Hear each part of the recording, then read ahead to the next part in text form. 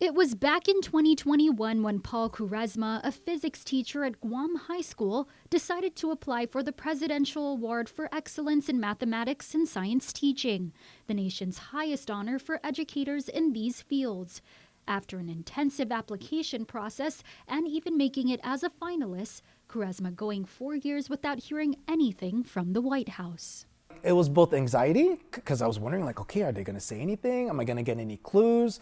Until Monday, when President Joe Biden announced the recipients of this prestigious recognition, and Quaresma was among them. And it took me some time to really let it sink in.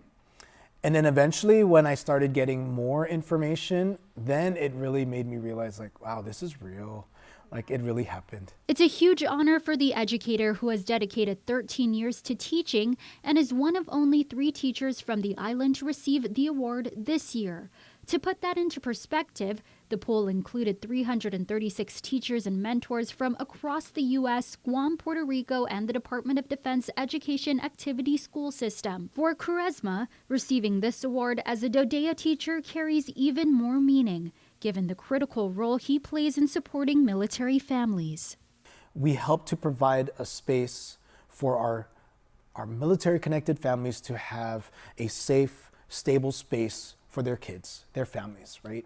Because a lot of times, and Guam is a very military-heavy space here, you know, I work with families that mom or dad is deployed, and it could be deployed for multiple months, or they've traveled back and forth to many different places around the world, so they're very transient.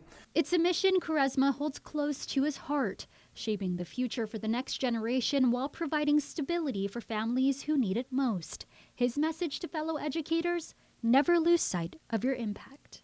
Just remind yourself that yes, it might sound like a thankless job, and yes, it's a really tough job, but you're doing something so critical for building up our society. And by allowing these young kids to get through a point where you can build their foundation and then let them go off and do what they got to do, you've been part of that.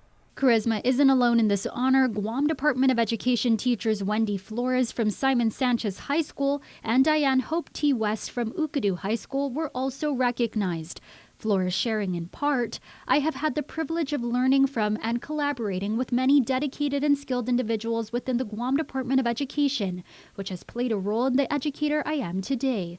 West, reflecting on her journey, says, "I owe this achievement to the incredible support of my family, mentors, educators, administrators, students, friends, and family who have made this journey possible."